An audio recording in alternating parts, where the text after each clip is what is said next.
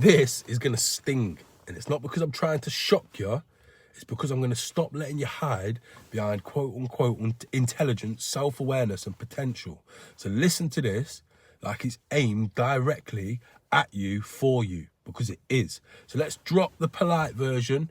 Your life's not just feeling a little bit off. You're just disappointed in yourself, and it's not even dramatic, not in some Hollywood blockbuster style way, not even in a way that makes for a good story. It's in a quiet, corrosive way that keeps breaking down bit by bit. It's the kind that shows up when you're alone at night, when your phone's down, when there's nothing to keep on distracting you. Because you don't hate your life, you hate the fact that you know you're capable of so much more, and you keep on choosing the safe, soft exits out anyway. And keep doing it. So here's the slap that you've been avoiding. You're not stuck. You're just undisciplined and you've got too comfortable with it.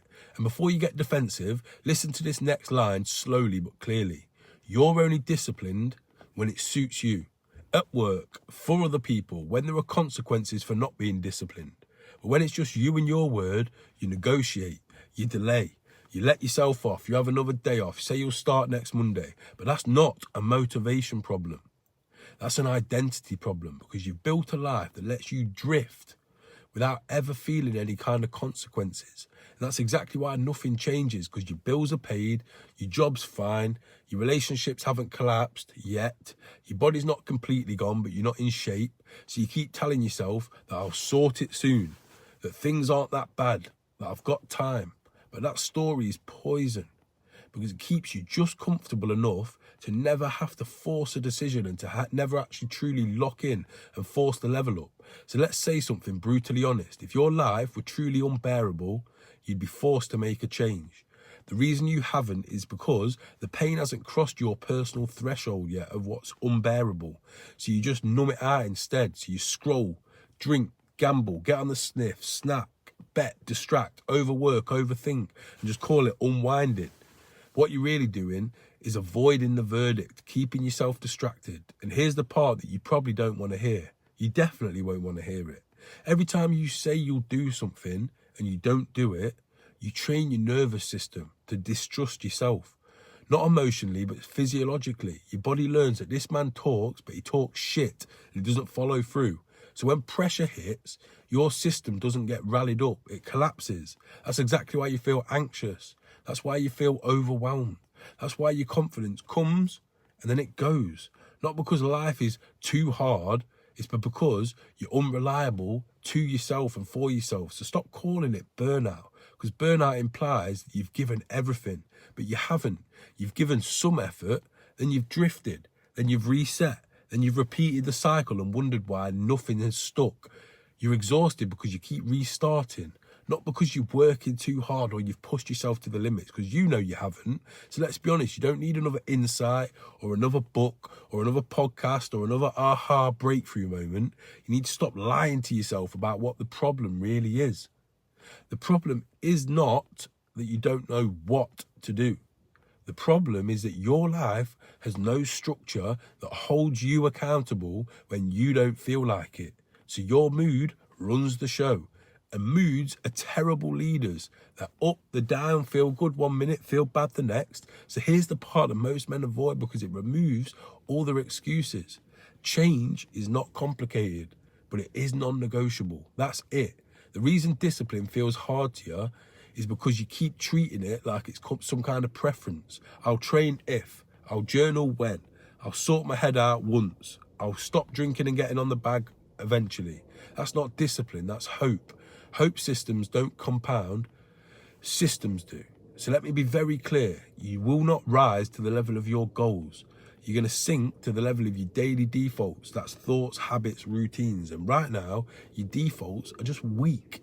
Not because you're weak, but because you allow them to be weak. And this is exactly why motivation has failed you over and over again. Because motivation is a sugar rush. It feels great, then it crashes, then you're back to negotiating with yourself again and feeling like you're craving some more motivation. So if your plan requires you to feel like it, you don't have a plan. You've got a fantasy, a hopeful strategy that might fall into place and it might not.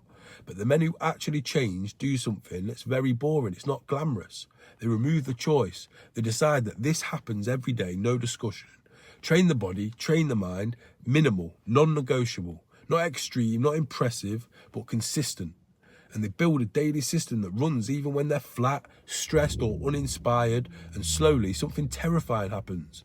Terrifyingly amazing. They start trusting themselves again. And here's the part that really splits most men, because most men don't actually want to hear this. They say they do, but they don't. And you've clicked on this video and got this far into it, so I think that you do. Because structure removes their favourite coping mechanism, which is excuses. Because once you've got a clear daily system, you can't blame timing, you can't blame mood, you can't blame circumstances. You either execute or you admit that you're choosing not to. And that level of honesty just scares people. So this is why you keep half committing, because half commitment keeps hope alive. Full commitment forces a verdict.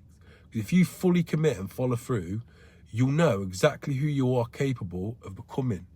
And if you don't like that answer, there's nowhere to hide. So you hover, you drift, you stay almost there, almost locked in, almost leveled up. But let's talk about identity for a second.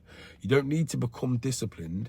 You need to stop being the man who negotiates with himself. That's the real shift. That's the real paradigm shifting moment, the life-changing moment. Identity.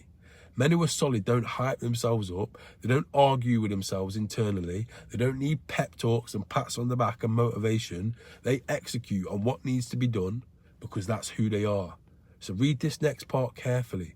You're not broken, you're not behind, and you're definitely not incapable. You're just undisciplined by design. Your life has been set up in a way that lets you get away with it. That's why nothing has forced change yet, because you haven't hit some kind of magical rock bottom moment. And this is exactly why daily systems matter so much. Not because they're sexy, because they're not. It's because they're ruthless. A system removes decision fatigue, it protects you from your emotions, builds evidence instead of self-talk, and turns chaos into momentum. And over time, it rebuilds the one thing that you've lost that's causing all this: self-trust. So this is the truth that I reinforce with every man that I work with, all my private clients. End self-sabotage with daily systems. It's for successful men who've lost momentum. That's it. Not motivation, not inspiration, just structure. It's time to become unfuckwithable. Not loud, not arrogant, but unshakable, unfuckwithable. So before you scroll on to the next video, ask yourself this: if nothing changes, where are you going to be in the next 12 months? Same job, same habits, same frustration, same quiet disappointment, but another year older. No more excuses and still telling yourself that you'll sort it soon. And that should bother you. If that doesn't bother you, it should. So I'm not here to convince you. I'm here to remove the lie so you can't keep lying to yourself. You don't need a better life.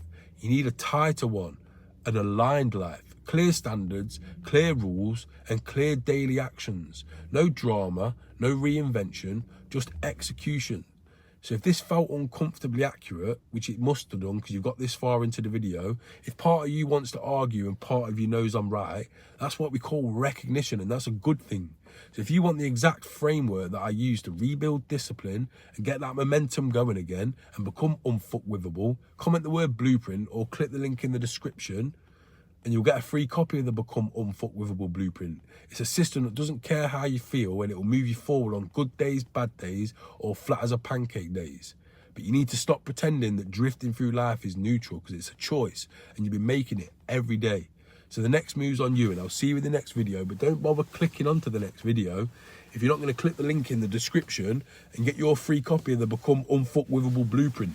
The free system that I've used to change my life. I use it with all my clients, every single one that come to me as a successful man who's just lost his momentum. So I'll see you in the next video. Let's go.